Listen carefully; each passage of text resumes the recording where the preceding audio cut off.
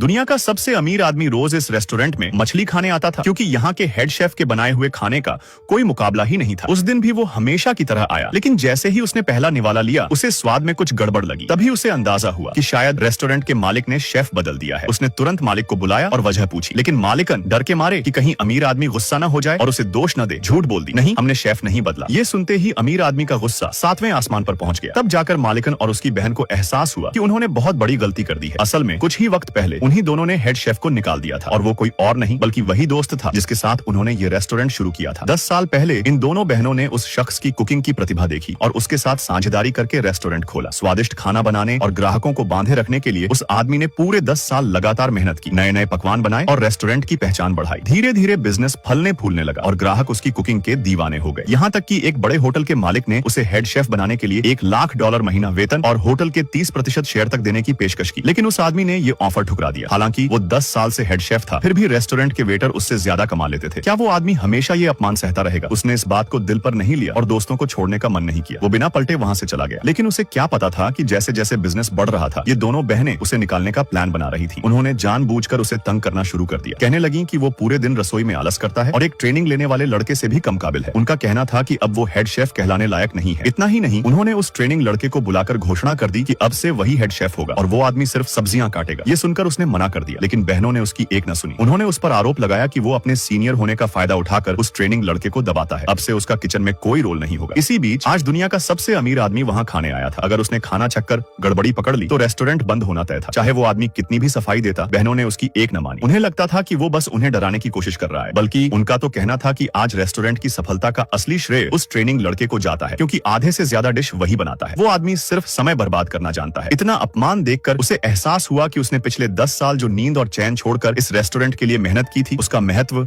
उनके लिए उस ट्रेनिंग लड़के के काम से भी कम था। आखिरकार उसने ठान लिया, अब वो यहाँ एक दिन भी नहीं रुकेगा और उसने इस्तीफा दे दिया।